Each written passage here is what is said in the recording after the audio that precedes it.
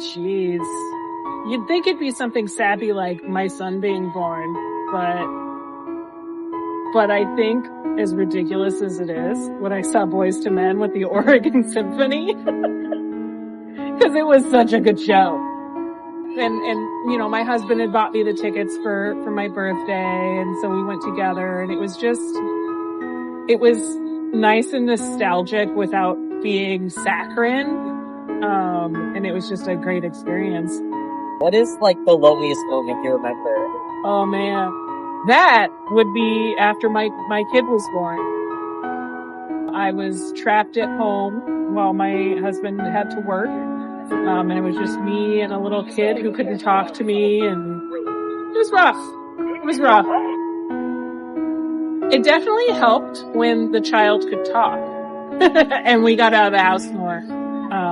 But changing your life around someone else, which you have to when you become a parent, is so hard on the like your preconceived notions of who you are. Like I lost my sense of self in it, and I didn't have anyone, like I didn't have any friends who had kids. I didn't have anyone really to like talk with about it. And so it just made for a very difficult time in my life.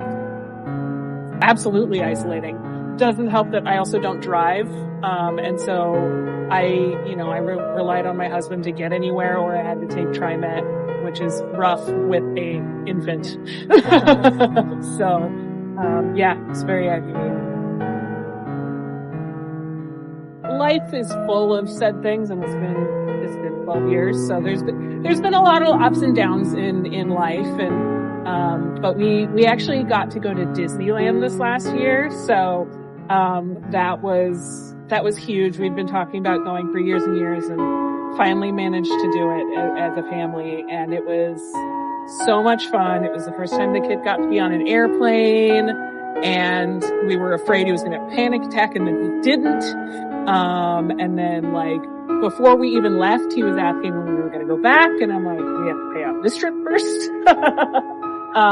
But I think that, you know, being able to spend that time as a family and just go and enjoy, you know, having fun and experiencing new things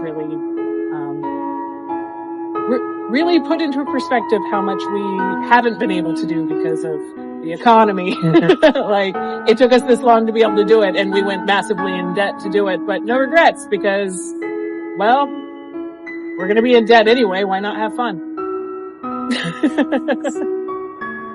My husband is already planning the next trip.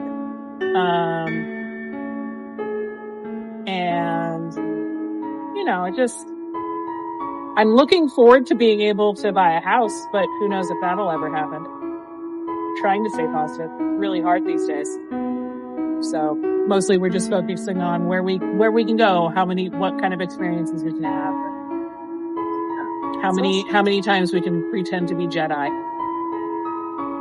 If there's something you want to tell somebody, something to get it off your chest, something that you probably haven't or can't say, what would it be? I don't know. I feel like I am generally, I hit the point in my life where I don't give a shit as much about what other people think. So I'm less likely to not just tell someone what's on my mind. You know, if someone's really aggravating, I'm like, dude, if I say nothing, nothing's going to get fixed. So it's, you know, which is a relatively recent thing in my life, but I highly recommend it. I try not to leave things unsaid, cause you don't want to, who knows what's going to happen tomorrow, you know? And you want to make sure that you don't regret not having said it. Is there anything you would want to tell the world? Fuck fascism. I'm done with it. Let's, not have this bullshit situation that's happening. Maybe stop bombing other countries for existing and their oil. But, you know, I'd shout that from the rooftops.